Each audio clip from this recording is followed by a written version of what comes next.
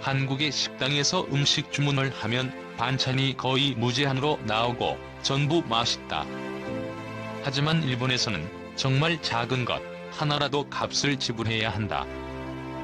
영상은 인터넷에서 해외 네티즌들이 일본에서는 절대 경험할 수 없는 한국의 것들, 외국인들이 한국과 일본에서 느낄 수 있는 차이점들 등의 일부 내용입니다.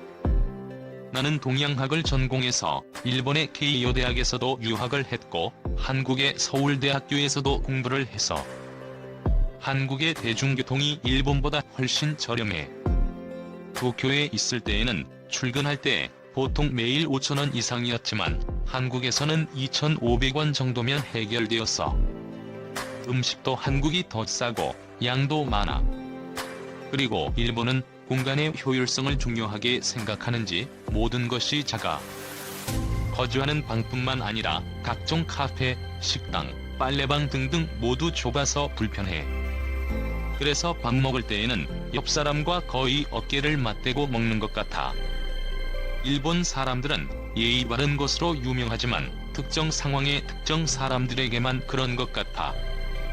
왜냐하면 언제는 한 번 친구랑 같이 서점에 갔었는데 한국인을 욕하는 서적들만 모아놓은 코너가 있었고 그곳의 책 중에 하나는 한국인으로 태어나지 않아서 다행이다라는 제목이었어. 그것을 혐한이라고 하는데 서점 내 분류에서 그 코너가 따로 있다는 것은 정말 충격이었어. 이건 마치 독일인이 뉴디그데인을 싫어하는 것과 같지 않나? 그리고 일본의 서점에는 제국주의를 찬양하는 책을 찾기도 쉬워. 일본이 전쟁에서 이길 수 있는 기회는 많았다라든지 일본이 세계 지도에서 지워지지 않는 방법이라든지 일본에 오래 지낼수록 일본인들의 에티켓은 어릴 때부터 학습되어 온 것에 불과하다는 생각이 들어. 상점에 오는 손님들을 반기고 떠날 때에는 배웅을 하고 열차가 늦었을 때에는 사과하고 그런데 이러한 에티켓이 공손함과 같은 거라고 생각하면 안 돼. 실내에서 다른 사람의 생각을 하지 않고 흡연을 해대는 것을 보면 알 수 있어. 흡연구역과 비흡연구역이 정해져 있는 곳도 있지만 전혀 공간에 분리가 안 돼 있어서 담배 연기를 그대로 다 맡아야 하지. 그리고 중국인들과 동남아시아인들을 업신여기는 경향이 많아.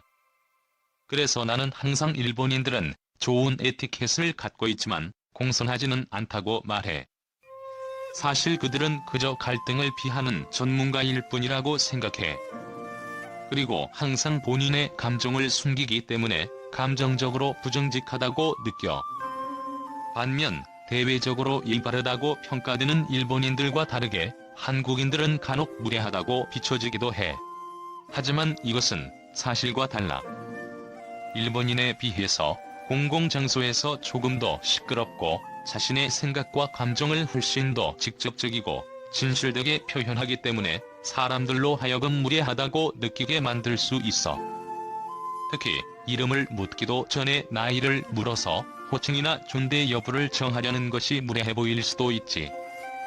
하지만 이것은 단순히 그 나라의 언어 특성인 것이고 솔직한 성격이기 때문에 감정적으로 정직하다고 말할 수 있어. 결국 서로 간에 오해가 발생할 일이 거의 없다는 거야. 그래서 상대방에게 호감을 갖고 있다면 그들은 호감을 적극적으로 표현하기 때문에 그들과 친해지는 것은 굉장히 편해. 그들이 상대방을 비호감이라고 생각한다면 그 또한 표현을 하기 때문에 훨씬 마음이 편해. 일본처럼 회색 분위기를 유지할 필요가 없어.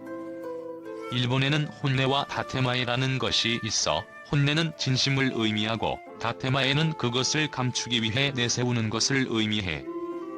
그래서 일본 친구들은 가끔씩 얘가 나를 정말 친구로 생각하나?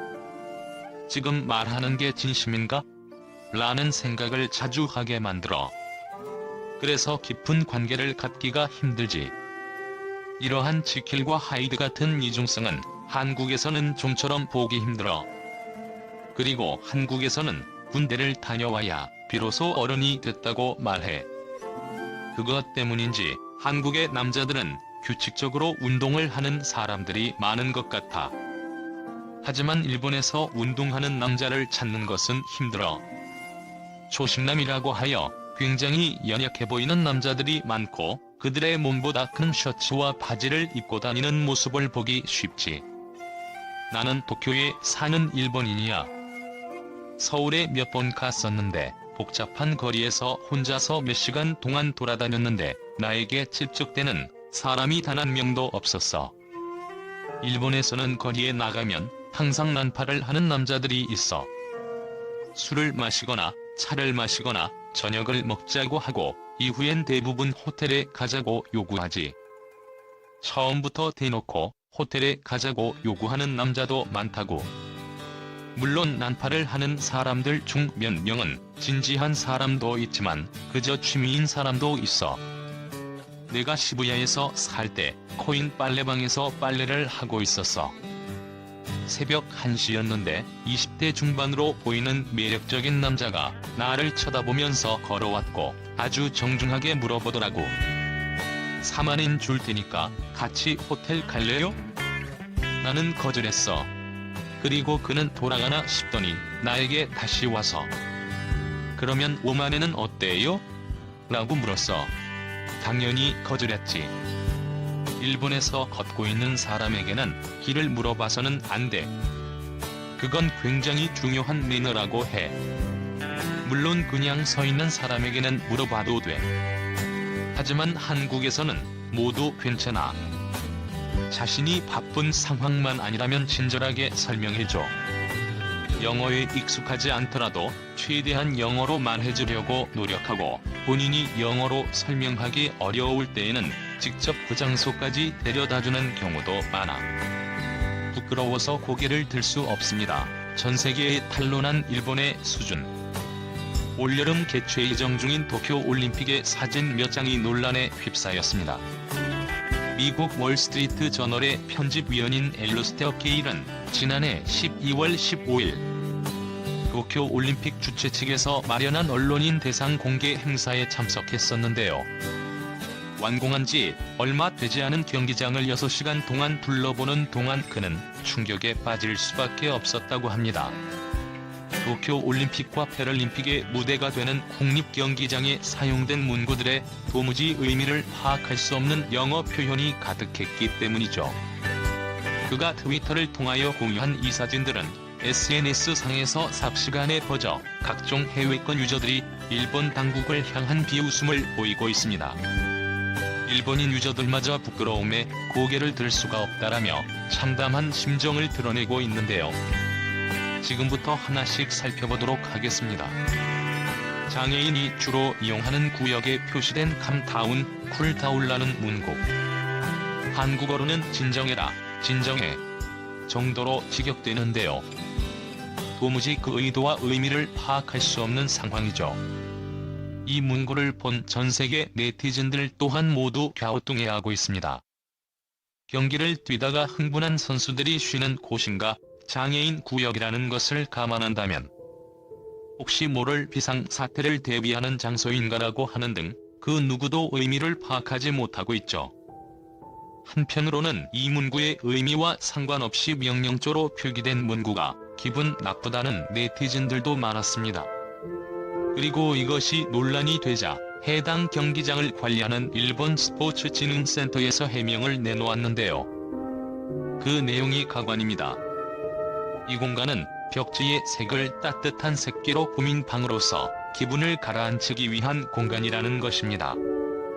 장애인들이 많은 사람의 시선으로부터 벗어나 기분을 안정시키는 목적으로 만들었다는데요. 재단 담당자는 새로운 개념이라 이해하기 힘들었을 수도 있다라며 이를 돕기 위해 사람이 누워있는 형상의 픽토그램을 그려놨다고 해명했지만 문구와 픽토그램 그 무엇도 이해에 도움을 주지 못한다라는 비판만 돌아올 뿐이죠. 경기장에서 접한 의미를 알 수 없는 문구는 이것뿐만이 아니었습니다. 한 구역의 벽에는 조혼우니와라는 문구가 박혀 있었는데요. 여기서는 심지어 일본어를 번역해놓기는커녕 자호노니와라는 발음만 덩그러니 표기해놓은 것입니다. 마치 외국인들에게 일본어 공부를 강요하는 듯한 느낌이 들어 선수들로 하여금 큰 부담감을 줄 수밖에 없는 문구죠.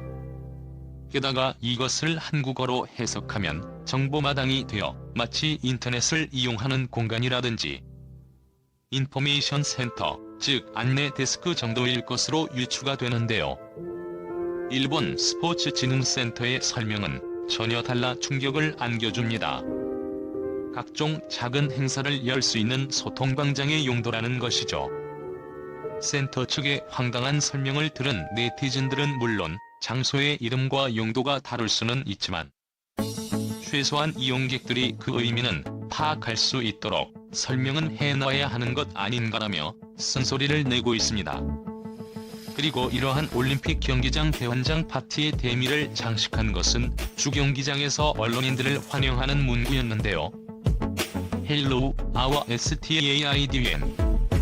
안녕, 우리 경기장이라고 번역되는 이 문구는 주최 측이 언론인들을 환영하는 게 아니라 경기장에게 인사를 하는 의미가 되어 그곳에 초대받은 언론인들로 하여금 큰 위화감을 느끼게 만들었다고 합니다.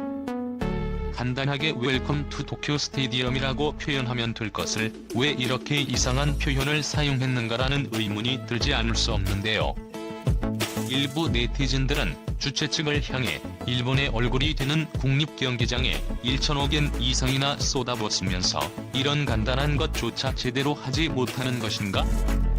프로 번역가한테 맡겼다면 절대로 발생할 수 없는 일이다. 이건 100% 번역기를 돌린 결과물이다라며 도쿄 올림픽 주최 측에서 영어 번역에 번역기를 사용했을 것이라는 합리적인 의심을 하기 시작했습니다.